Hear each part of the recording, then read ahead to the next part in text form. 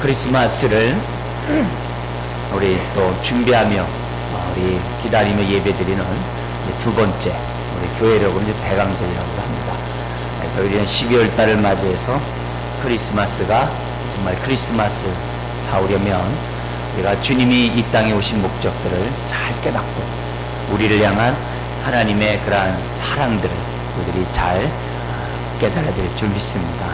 오늘 우리가 제자로서 또 주님의 자녀로서 살아가는 저와 여러분들이 특별히 크리스마스를 맞이해서 이 마리아가 주님을 맞이하는 이런 태도들을 저와 여러분들이 배우고 우리도 마리아처럼 정말 고백하고 또 쓰임받는 하나님의 자녀들이 되었으면 좋겠습니다. 오늘 말씀은 가브리엘 천사장이 마리아에게 나타나서 네가 아들을 낳을 것이다. 또 하나님의 아들을 낳을 것이고 그의 이름을 예수라 하라는 그런 소식을 듣게 됩니다. 여기에 대해서 마리아가 믿음으로 반응하는 거죠. 처음에는 어떻게 그런 일이 있을 수 있겠습니까? 라고 말했습니다만 나중에는 이제 38절 같이 반응합니다. 뭐라고 반응했죠? 마리아가 이르되 주의 여정이오니 주의 여정이오니. 근데 사실 이 앞에 너가 붙어 있습니다. 그렇습니다. 내가 바로 하나님의 뜻을 이룰 그 여정입니다. 그 여정이 바로 나입니다. 이런 표현입니다. 내가 바로 주의 여정이오니 말씀대로 내게 이루어지리라. 할렐루야. 말씀대로 내게 이루어지리라. 오늘 이 말씀대로 내게 이루어지리라는 이 말씀을 중심으로 정말 주님을 정말 믿고 따라가는 저와 여러분들이 어떤 믿음의 태도를 가지면서 신앙생활을 해야 되는가, 성탄절을 맞이하면서 어떤 믿음의 마음밭을 가져야 되는가 생각했으면 좋겠어요. 사실 마리아가 내가 정말 하나님의 아들을 낳겠다고 하는 이 말은 쉬운 고백이 아닙니다. 왜냐하면 어떤 우리가 생각하더라도 혼의 출산이잖아요. 혼의 출산. 결혼하지도 않았는데 아이를 임신하고 아이를 낳겠다고 하니 정말 마리아가 그것을 정말 선뜻 받아들인다는 것은 쉽지 않은 상황이었어요. 그러나 그럼에도 불구하고 마리아는 내가 잉태하여 아들을 낳겠다라고 기꺼이 자기 몸을 주님께 드렸다는 겁니다. 여러분, 혼의 출생이라는 것이 예나 지금이나 이건 쉬운 상황이 아니죠. 쉽게 용납할 수 있는 그러한 허락된 그런 얘기가 아닙니다. 이것이 얼마나 충격적이었는지 같은 사건을 기록한 마태복음에 보면 1장 18절 이하에 보면 이런 말씀이 기록되어 있어요. 1장 18절에 예수 그리스도의 나심이 이러하니라 하면서 그의 어머니 마리아가 요셉과 약혼하고 동거하기 전에 그랬어요. 동거하기 전에. 약혼했습니다. 그러나 결혼하지 않았어요. 동거하기 전에 성령으로 잉태된 것이 나타났더니 그러자 요셉이 알게 됩니다. 요셉이 나 외에 어떻게 하든지 간에 나로 말미암지 않고 잉태된 것을 알고 뭐라고 얘기하냐면 요셉은 의로운 사람이라 그를 드러내지 아니하고 가만히 끊고자 하여 그랬어요. 얼마나 요셉 자체도 충격적이었는지. 비록 마리아를 신뢰하고 사랑하지만 또 마리아가 이 얘기를 했겠죠. 그렇지만 믿을 수 없는 것. 그래서 가만히 끊고자 해요. 사실 가만히 끊었다는 그 사실 자체도 대단한 거죠. 왜요? 내 씨가 아니라 다른 씨를 갖고 있으니 율법에 의하면 돌로 쳐 죽일 수 있는 그런 아주 끔찍한 상황입니다. 그런 끔찍한 상황에서 마리아가 내가 잉태하여 하나님의 뜻을 이루겠다라고 말합니다. 요한복음 8장 40절 그 전후에 보면 우리 예수님께서 하나님의 말씀을 거역하고 예수님의 말씀을 듣지 않는 바리새인을 비롯한 유대인들에게 너희 조상이 아브라함인 줄 생각하냐? 아니다. 너희 조상은 마귀니라. 이런 얘기예요. 마귀라고 얘기합니다. 마귀의 자녀라고 얘기하자 그 말을 들은 바리새인을 비롯한 유대인이 비아냥거리면서 조롱하듯이 말합니다. 8장 41절 뭐라 하냐면 우리는 음란한 데서 나지 않았다. 음행한 가운데 나지 않았다. 이 말이 무슨 말입니까? 여러분, 결혼했는데 아이가 10달 돼가지고 출생하지 않으면 다 알죠? 아, 그랬구나. 다 압니다. 다 아는 상황에서 지금 어떻게 돼요? 요셉과 결혼하지도 않았는데 임신을 했고, 숨길 수는 있겠죠. 근데 결혼한 날짜와 비교해 볼 때 아이가 출생한 이것이 안 맞는 거예요. 이런 얘기는 가까운 주변에서부터 소문이 나겠죠. 그래서 요한복음 8장 41절의 말씀을 생각해 보면은 예수님에 대한 많은 비판 가운데 하나가 혼의 출생이라는 거죠. 여러분, 이런 것들을 마리아가 모를 리가 없습니다. 아무리 10대라 할지라도, 옛날 우리 부모님은 10대에 다 결혼했어요. 그걸 한다 할지라도 잉태를 해가지고 아이를 갖다가 비록 하나님의 아들이라고 내가 정말 그 하나님의 뜻을 받아들인다는 것은 쉽지가 않았어요. 그렇지만 마리아는 어떻게 했습니까? 내가 바로 그 뜻을 이루는 바로 그 계집종입니다. 요종입니다. 말씀대로 내게 이루어지이다. 여러분, 제자로서 주님을 믿고 따라가는 저 여러분들이 정말 어떻게 신앙생활을 해야 하는가? 하나님의 말씀 앞에 우리는 어떤 반응을 보여야 하는가? 제자는 다른 게 아닙니다. 주님이 가신 그 길을 따라가는 거예요. 다른 말로 하면 주의 말씀에 믿음의 반응을 하면서 따라가는 겁니다. 어떤 상황에 대해 마리아처럼 도저히 이성적으로 이해가 안 되고, 때로는 주변 사람으로부터 부도덕한 사람이라는 말을 들을 수 있는 오해를 살 수 있는 그런 상황이라 할지라도 그것이 하나님의 뜻이라고 한다면 내가 바로 하나님의 뜻을 이룰 하나님의 종이 되기 원합니다. 말씀대로 내게 이루어지리라고 고백하는 것이 주님을 믿고 따라가는 제자들의 삶이라는 것입니다. 내가 이해할 수 없고 내가 받아들일 수 없고 그러지 못한 환경이라 할지라도 하나님의 뜻이라고 한다면 아멘 하겠다는 거죠. 따라가겠다고 하는 것. 그것이 바로 주님을 닮아가는, 주님을 따라가는 제자들의 모습이라는 거죠. 마리아는 이것으로 인해서 자기 이름이 정말 어떻게 보면 먹칠을 당하고 자기 가문의 명예가 실추당하는 그런 일이, 또 그 사회로부터 배척받을 수 있는, 심지어는 자기랑 결혼할 요셉이 자기를 어떻게 생각할까? 많은 두려움을 가질 수 있는 상황임에도 불구하고 그는 용기를 내서 결단을 했어요. 왜? 하나님의 뜻이기 때문에. 하나님의 뜻이라고 한다면 내가 겸손히 복종하겠다고 하는 그런 믿음을 마리아는 보였던 겁니다. 그래서 오고 오는 세대 가운데 많은 사람들이 마리아의 신앙을 본받고자 하고, 천주교에서는 마리아를 갖다가 이렇게 신봉하는 그런 모습까지 우리들에게 보여지고 있는 것을 보게 됩니다. 사랑하는 성도 여러분, 우리가 주님을 믿는 순간 주님의 제자로 부름받은 줄 믿습니다. 제자로 부름받은 저와 여러분들은 주님이 가신 그 길을 따라가야 돼요. 주님을 따라오기를 원하는 저와 여러분들에게 주님이 바라는 것이 뭘까요? 하나님의 말씀에 온전히 순종하면서 따라오기를 원하시겠죠. 주님이 우리를 통해서 어떤 봉사나 어떤 헌신이나 어떤 선한 일 그런 것들 바라기 위해서 우리를 부르셨을까요? 그렇지 않아요. 그렇지 않아요. 그런 것들은 다 지엽적인 겁니다. 그 중심에서 하나님의 뜻이라고 한다면 내가 순종하겠습니다. 주님이 우리에게 원하시는 가장 큰 부르심의 큰 뜻이 뭡니까? 그건 하나님의 형상 회복이죠. 우리가 이 일 저 일 하는 것보다도 우리 주님이 원하는 것은 얼마나 내 자녀들이 나를 닮는가. 거기에 부르심의 가장 큰 목적이 있죠. 어쨌든 우리가 주님이 가신 그 길을 따라가는 데 있어서, 하나님의 약속의 말씀에 순종하면서 따라가는 데 있어서 그 모든 목표는 내 삶을 통해 얼마나 하나님의 형상이 회복되고 나를 통해서 그로 인하여 하나님의 사랑과 뜻이 얼마나 내 가정과 내 이웃에게 드러나는가. 이것이 하나님이 우리를 부르신 목적인 줄 믿습니다. 그 일을 이루는 데 있어서 저 여러분들이 가져야 될 태도는 다른 게 아니에요. 주님을 쫓아가는 그 길이 비록 나에게 마리아처럼 손해가 오고 올 수 있고 오해가 올 수 있고 힘든 그 길을 할지라도 주님 가신 그 길을 내가 따라가겠습니다.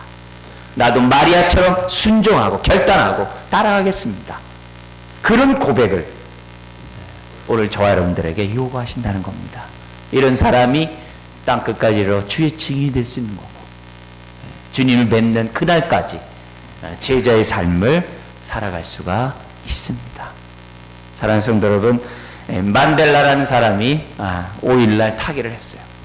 노벨 평화상을 받았고 백인과 흑인과의 그 갈등 속에서 어떻게 하면은 화합을 이룰 수 있는 모델을 우리에게 보여줬던 사람이었죠. 그 사람에 대해서는 웬만한 사람이란 다 합니다.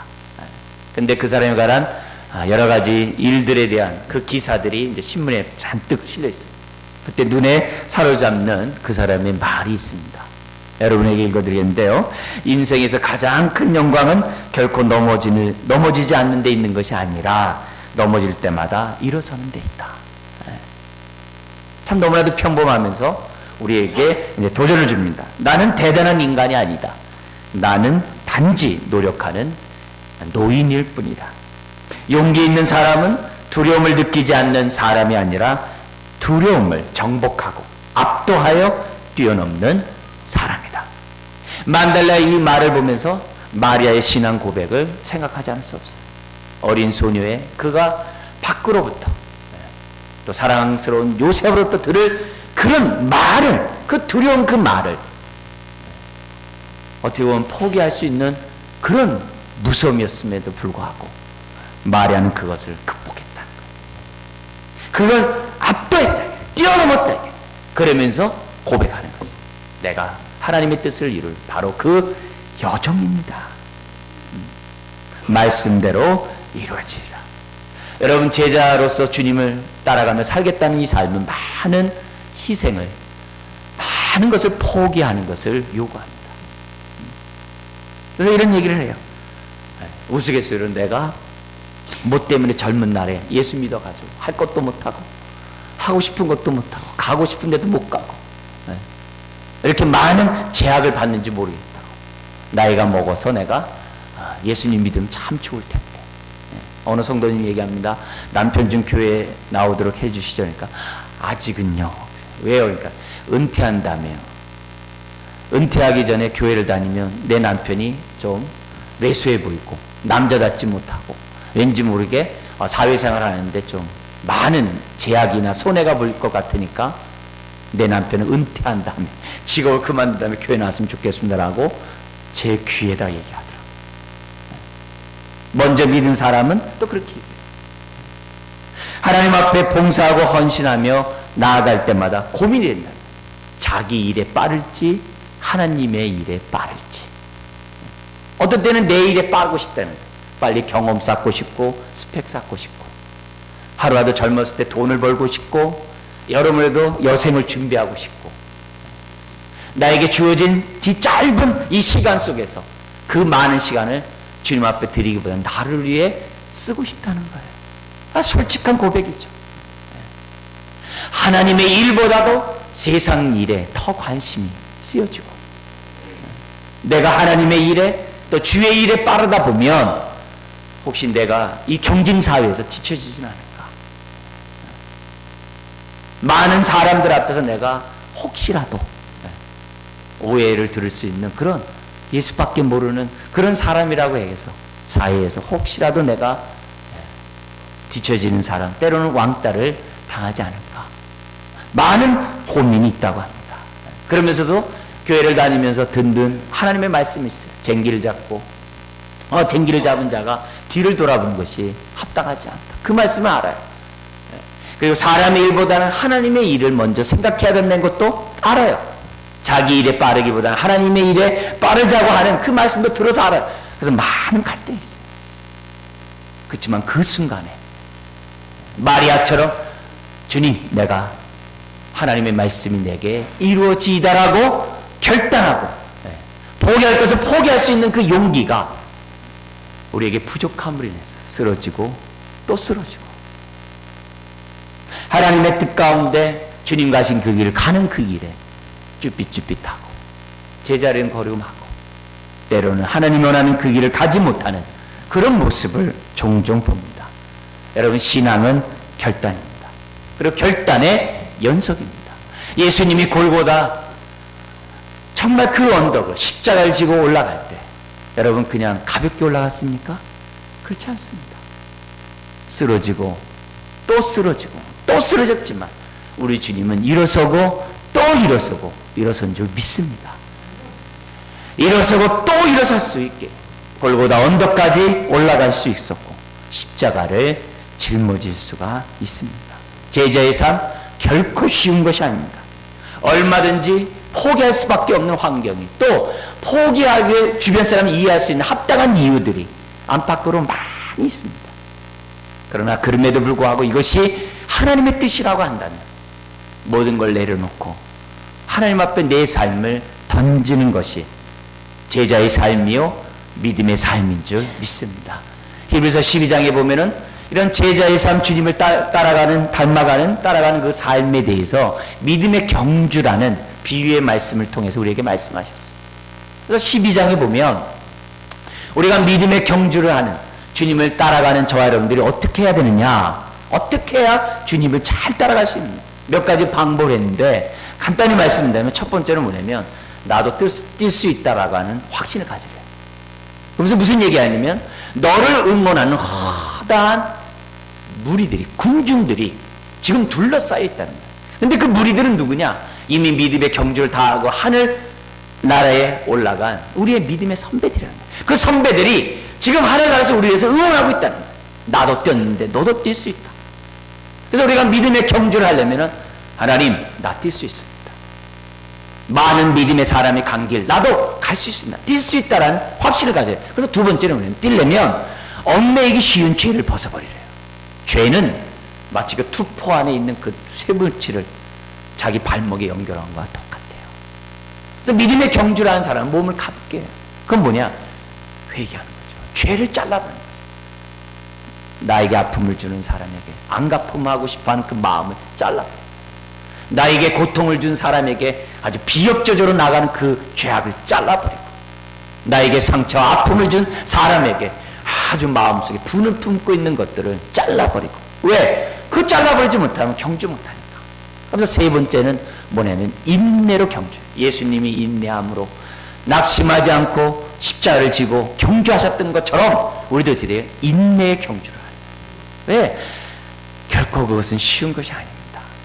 그러면서 네 번째 12절 13절에 이런 얘기를 합니다. 뭐라고 하면 그러므로 피곤한 손과 연약한 무릎을 일으켜 세우고, 이렇게 돼 있어요.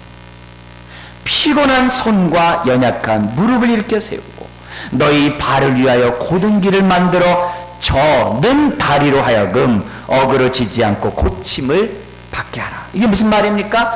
믿음의 경주는 내가 뛸만 할 때 뛰는 것이 아닙니다. 내 손이 피곤하더라도 뛰어야 되는 것이 믿음의 경주라는 거예요. 하나님의 말씀에 따라 살아가는 제자의 삶이라는 거예요. 심지어도 그냥 무릎도 강한 무릎이 아닙니다. 연약한 무릎을 일으켜 세우고. 경주마가 무릎이 튼튼해야 잘 달리겠죠. 우리가 마라톤을 하려면 우리 무릎이 아주 강해야 되겠죠. 근데 연약한 무릎, 저는 다리, 어그러진 어떤 그런 모습들, 그런 무릎을 갖고 있음에도 불구하고 뭐 하라는 거예요? 믿음의 경주를 하라는 거예요. 믿음의 경주. 믿음의 경주라는 거예요. 내가 뛸만 해서 뛰는 것이 아닙니다. 내가 시간이 있어서 내가 주님 따라가는 게 아니에요. 시간이 있어서 내 삶을 헌신하고 봉사하는 것이 아니죠. 여유가 있어서, 여러분 물질이 여유가 있어서 헌금하는 분이 어디 있어요? 쓸 거 다 쓰고 헌금할 수 있는 분이 또 어디 있어요? 없음에도 불구하고, 쓸 것도 많음에도 불구하고 모든 것이 주께로부터 왔기에 내 삶을 드린 거 아닙니까? 제자로서 주님을 따라가는 그 삶은 뛸 수 있는 상황이 안 되고 내 손과 발이 피곤하고 연약함에도 불구하고 주님과 하신 그 길을 가는 것이 믿음의 경주라고 했습니다. 지금 내가 뛸 수 있는 순종할 수 있는 상황이 아닙니다. 내 삶을 드릴 수 있는 상황이 아닙니다. 그러나 말씀대로 내게 이루어지이다. 그것이 제자의 삶이요, 주님이 오늘 우리들에게 요구하는 마리아의 신앙이라는 거죠. 그런 의미에서 우리가 믿음의 경주를 하는 저와 여러분들, 피곤하지만 연약하지만 뛰어야 돼요. 물론 이 말씀 그 다음에도 믿음의 경주의 원칙도 있어요. 뭐냐? 주변에서 은혜를 소홀히 여기는 밭죽 하나에 정말 장자권을 팔아버리는 그 에서 같은 사람이 주변에 있다 할지라도 너는 믿음의 경주를 가라. 주변 사람들이 은혜를 소홀히 여기고 다 딴 길로 가더라도 너는 주님 길을, 주님 가신 그 길을 가라고. 히브리서는 계속 믿음의 경주를 하는 저와 여러분들이 어떻게 달려야 할지를 가르쳐주고 있습니다. 여러분, 먼저 그 나라와 그 일을 구하는 것은 결코 쉬운 일이 아닙니다. 자기를 부인하고 자기 십자를 지고 주님 가는 길 쉽지 않아요. 너는 내게 너의 멍에를 메고 내게 배우라고 했어. 나의 멍에를 메고 내게 배우라 했어. 여러분, 주의 멍에를 메는 거 쉽지 않어요. 그런데 내 멍에는 쉽고 가볍다 그래요. 역설적이죠. 우리 예수님도 십자가를 지시기 전에 어떤 기도를 합니까? 겟세마네에서 할 수만 있으면 이 십자가를 내가 지지 않도록 해주십시오. 이 잔을 내게서 멀리 떠나게 하소서. 여러분, 쉽지 않습니다. 그러나 예수님 뭐라 그래요? 나의 원대로 마옵시고 아버지의 뜻대로 되기를 원하나이다. 할렐루야. 이게 신앙이에요. 이게 믿음이에요. 이게 주님을 쫓아가고자 하는 제자들의 모습인 것을 오늘 우리들에게 말씀하고 있습니다. 주의 뜻이라면 내가 순종하겠습니다. 내일에 빨라야 될 상황들이 많고 내일에 펼쳐질 것들이 많고 나는 또한 피곤하고 연약하지만 하나님의 뜻이라고 한다면 순종하겠습니다. 여러분, 베드로가 밤이 맞도록 고기를 잡았는데 한 마리 못 잡았어요. 그래서 그의 동료들과 함께 그물을 정리하고 있어요. 근데 예수님이 많은 무리를 이끌고 그물을 정리하는 베드로 곁에 와서 하나님의 말씀을 전하는 겁니다. 그래서 그물을 정돈하는 그 베드로가 옆에 들었겠죠. 그래서 말씀을 마치신 예수님이 베드로를 향해서 말씀합니다. 너는 깊은 데로 가서 다시 그물을 내리라. 여러분, 고기는 밤에 잡는 거죠. 아침에 잡는 게 아니죠. 그리고 어제 밤새 그곳에서 고기를 잡고자 했지만 한 마리도 못 잡았어요. 그런데 우리 주님은 바로 그곳에 가서 그물을 내라고 말씀합니다. 여러분, 주님의 그 말은 도저히 이해가 안 되죠. 납득이 안 되죠. 그런데 바로 그 전에 주님이 하신, 가르쳤던 그 말씀을 그물을 정돈하며 들었던 그 베드로에게 믿음이 생겼어요. 그래서 베드로가 뭐라고 고백합니까? 시몬이 대답하여 이르되 선생님, 우리가 밤이 새도록 수고하였으되 잡은 것이 없지만은 말씀에 의지하여 내가 그물을 내리리다. 그리고 순종하여 그물을 내립니다. 그런데 고기가 얼마나 많이 잡혔는지 그물이 찢어지는 거예요. 동료들에게 손짓하며 도와달라고 외치자 고기가 얼마나 잡혔다 그래요? 2배에 가득하여 잠기게 되었다. 잠기게 되었다. 말씀에 의지하여 그물을 내릴 때 하나님의 역사가 일어난 줄 믿습니다. 베드로가 그것을 보여줘요. 이게 바로 제자라는 것을 우리들이 보여줘요. 밤새 수고해요. 얻은 게 없어요. 지금 피곤해요. 내가 지금 그 순간에 말씀에 순종한 상황이 아니에요. 가서 쉬어야 돼요. 빨리 정돈해야 오늘 밤에 고기를 잡죠. 자기 경험, 자기 이성, 자기 계산을 내려놓고 그가 말씀에 의지할 때 많은 고기를 잡았다는 거죠. 신앙은 말씀에 의지하는 것인 줄 믿습니다. 왜 우리가 큐티를 합니까? 왜 경건의 시간을 왜 가져요? 다른 게 아니죠. 말씀에 따라 살기 위해서. 자, 근데 우리가 여기서 짚고 넘어갈 것이 있습니다. 우리 하나님은 마리아에게 무조건 내가 너를 통해서 내가 하나님의 아들을 낳을 것이고 성령으로 내가 너를 잉태하게 하겠다. 그러니까 너는 순종해라.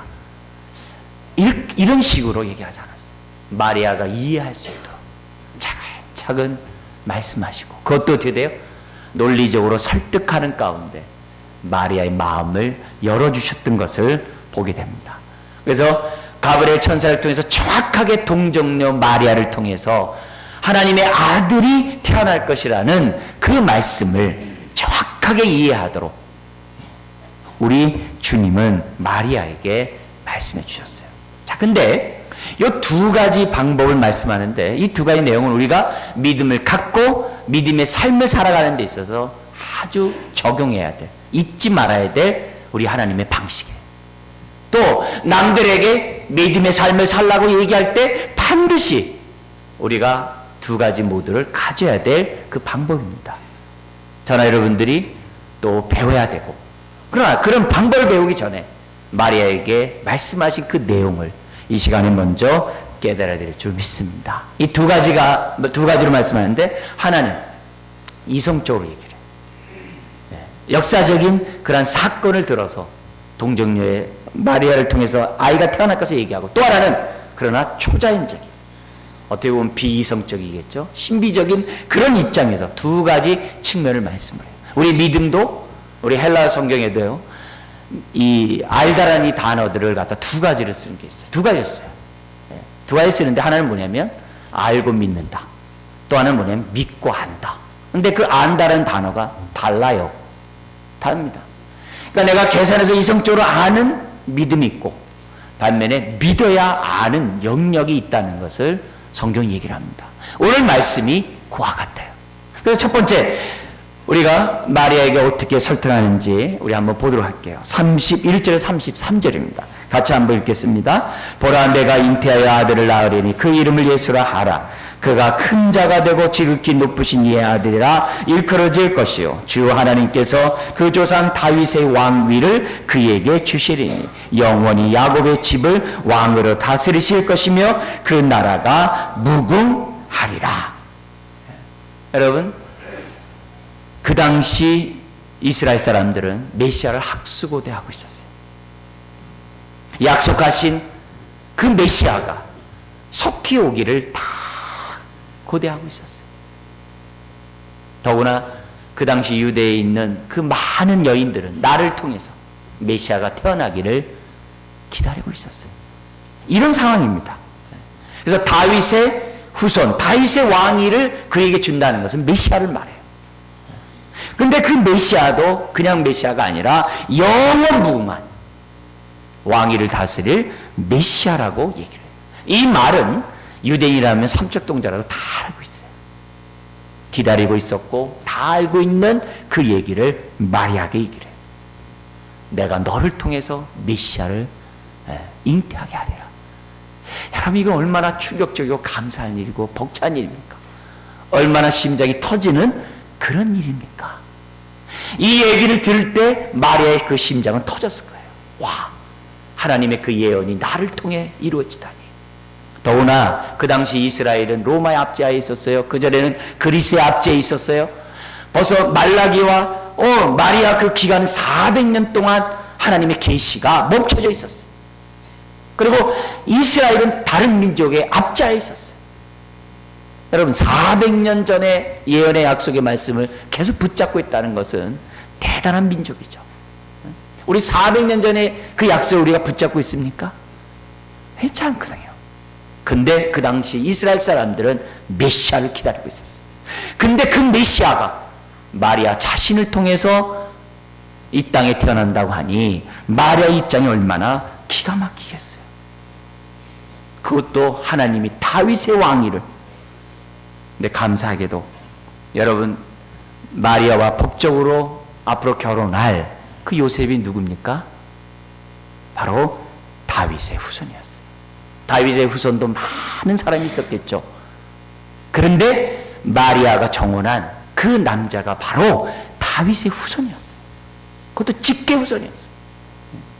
그런 걸 생각해 보면 하나님의 그러한 섭리가 너무나도 놀랍다는 것을, 기가 막히다는 것을 다시 한번 생각하게 됩니다. 이 말을 들었을 때 역사적인 근거로 인해서 이성적으로 마리아에게 깨닫게 했어요. 너를 통해서 아들을 낳을 것이다. 언뜻 마리아가 이성적인 반응을 보입니다. 34절에 뭐라고 얘기합니까? 마리아가 천사에게 말하되 나는 누구를 알지 못한다고요? 남자를 알지 못하니. 왜? 자기는 처녀거든요. 남자를 알지 못하니 어찌 이 일이 있으리까? 지금 이성 대 이성으로 만난 거예요. 그래서 이성적으로 반응하는 거예요. 당연하죠. 당연하죠. 말을 합니다.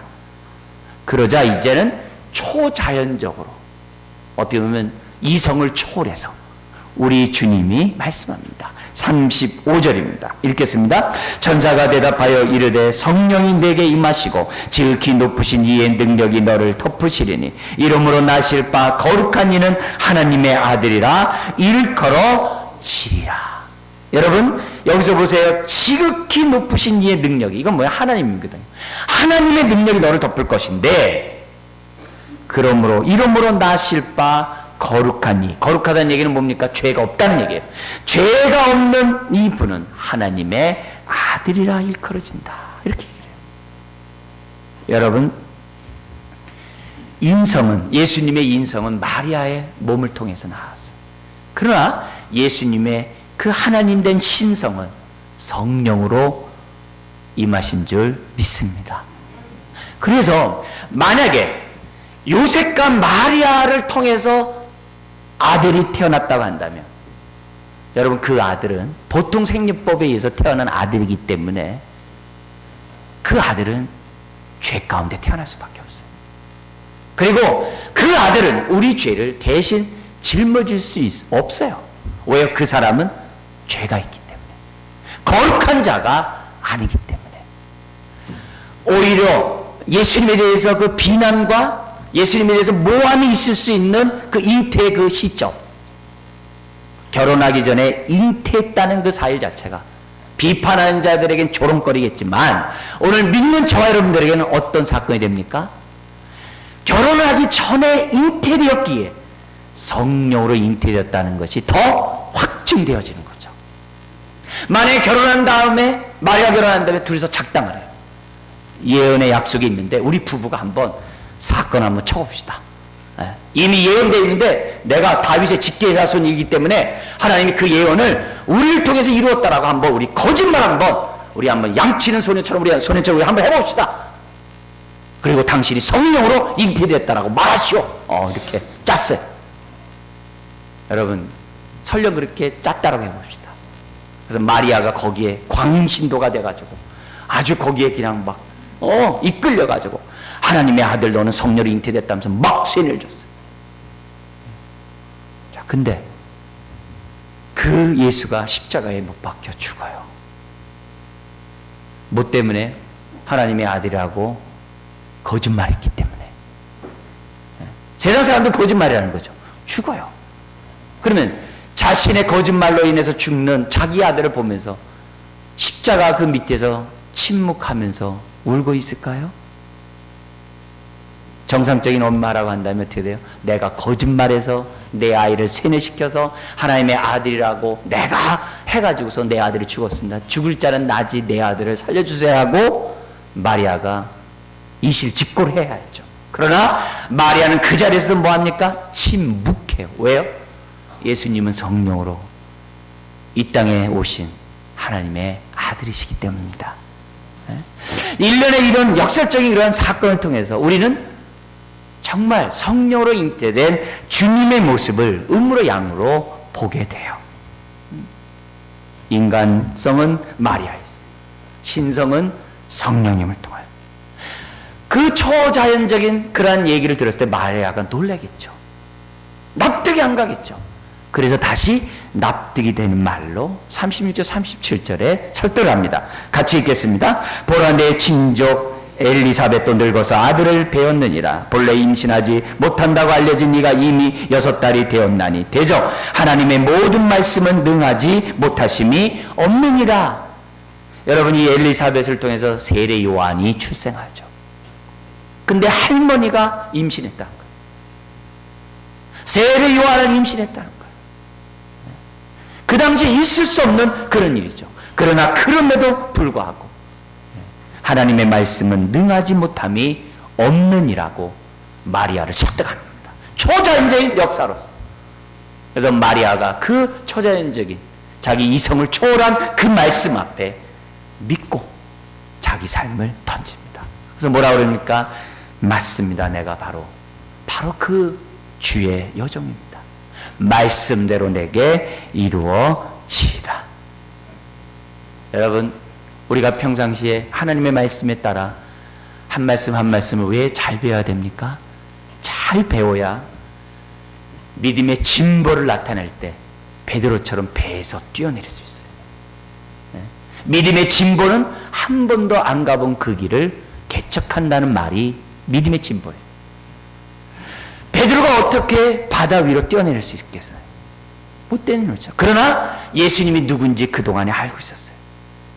알고 있다가 주의 말씀에 의지해서 베드로는 배에서 뛰어내리고 물 위를 걸었어요. 신앙이 뭡니까? 주님을 닮아가는 삶이 뭡니까? 배에서 물 위로 뛰어내리는 것이 신앙의 삶이에요. 때로는 내가 이해할 수가 없어요. 이성적으로 도저히 받아들일 수가 없어요. 때로는 내 손과 발이 피곤하고 연약하고 할 수 있는 상황이 아니에요. 주님 앞에 순종하시는 상황이 아니에요. 그러나 이 순간에 주님이 원하시면 내가 순종하겠습니다. 주님처럼 쓰러지더라도 또 일어나겠습니다. 마리아처럼 여러 가지 손해를 보고 부도덕한 여인이라고 손가락질을 당할 수 있는 그런 상황이라 할지라도 주의 뜻이라면 내가 순종하겠습니다. 그것이 바로 오늘 저와 여러분들이 요구하는 주님의 뜻이라는 겁니다. 근데 마지막으로 여러분, 이런 일련의 사건을 보면서 참 얼마나 놀랐습니까? 더구나 마리아의 신앙 고백 얼마나 놀랐습니까? 근데 이런 모든 마리아 이런 신앙 고백을 정말 마리아가 하게 된 그 원인이 있어요. 그 원인을 저와 여러분들이 잊어서는 안 돼요. 이 원인이 있었기에 마리아 자신이 이런 고백을 한 줄 믿습니다. 그 원인이 뭘까요? 그게 바로 28절에서 30절에 있습니다. 같이 한번 읽겠습니다. 그에게 들어가 이르되 은혜를 받은 자여 평안할지어다. 주께서 너와 함께 하시도다 하니 처녀가 그 말을 듣고 놀라 이런 인사가 어찌민가 생각하며 천사가 이르되 마리아여 무서워하지 말라. 내가 하나님께 은혜를 뭐 했다고요? 입었느니라. 뭘 입었다고 합니까? 은혜가 덮었다. 주의 날개가 마리아를 감쌌다. 하나님의 은혜가 그를 덮었다. 마리아가 이해할 수 없는 하나님의 말씀 앞에 자기 삶을 드릴 수 있었던 것은 다른 게 아닙니다. 하나님이 그 마음을 움직여줬고 그 마음을 열 수 있도록 희생할 수 있도록 은혜를 주셨기 때문인 줄 믿습니다. 여러분, 노아가 방주를 져요. 어떻게 그것도 산꼭대기에 방주를 집니까? 이상하죠. 그리고 100년이 넘도록 져요. 얼마나 많은 사람들에게 미쳤다라는 얘기 들었을까요? 네? 또 그 방주를 짓는 그 삶이 얼마나 힘들었을까요? 바닷가에서 짓는 것도 아니고 산꼭대기에 지니 나무를 가지고 올라갔어야 됐잖아요. 내려오는 게 아니라 올라갔어요. 얼마나 그의 삶이 힘들고 피곤하고 어렵겠습니까? 네. 그렇지만 노아가 어떻게 돼요? 방주를 산꼭대기에 짓고 구원의 도구가 됩니다. 근데 이런 일련의 사건을 다 기록하면서 노아의 사건의 제일 마지막에 뭐라고 딱 기록되어 있냐면 노아가 하나님의 은혜를 입었느니라 그랬어요. 여러분, 마리아가 이렇게 내가 하나님의 말씀이 이룰 그 여종입니다. 말씀대로 이루어지라고 고백할 수 있었던 것은 하나님의 은혜가 마리아를 덮었기 때문인 줄 믿습니다. 여러분, 내가 결단하고 헌신하고 내가 주님을 따라가지 못하는 그런 상황에서 주님을 따라갈 때마다 기도하세요. 네, 주님 따라갈 수 있도록 도와주십시오. 그리고 따라갈 때마다 뭐라고 기도해야 됩니까? 하나님, 이 모든 것이 하나님의 은혜인 줄 믿습니다. 은혜의 기도를 하고 은혜 앞에 감사하는 저 여러분들이 되어야 될 줄 믿습니다. 우리 크리스마스를 맞이해서 한번 우리의 1년을 생각해 보는 거예요. 나는 주님을 맞이할 준비가 되어 있는가? 주님을 자기의 인생으로 끌어들이기 위해서 마리아는 하나님의 말씀이 내게 이루어지기라고 바라면서 자기 마음을 활짝 열고 주님을 받아들였는데, 우리는 주님을 믿고 따라가는 저와 여러분들로서 정말 주님을 내 인생에 온전히 받아들였는가? 은혜를 받으시기 바랍니다. 그리고 주님이 가신 그 길에 주님 말씀대로 내게 이루어지기를 원한다라고 하는 고백하며 따라가기를 주의 이름으로 축원드립니다. 기도하겠습니다. 하나님 아버지, 참으로 말씀대로 이루어지기를 원하는 주의 심령들 다 되도록 은혜 베풀어 주시옵소서. 주의 은혜가 오늘 이 자리에 참여한 주의 백성들에게 임하여 주셔서 주의 말씀이라면 순종하겠다고 하는 그런 결단과 용기와 겸손의 모습이 주의 자녀들 가운데 있게 하여 주시옵소서. 한 분 한 분의 삶을 주장하여 주시고 어루만져 주시옵시고, 오늘 마리아의 신앙을 본받는 하나님의 자녀들 다 되게 하여 주옵시고, 어느 한 영혼도 빠짐없이 주님의 품 안에 거하는 하나님의 자녀들 다 되게 하여 주옵소서. 감사하며 예수님의 이름으로 기도드리옵나이다. 아멘. 찬송가 90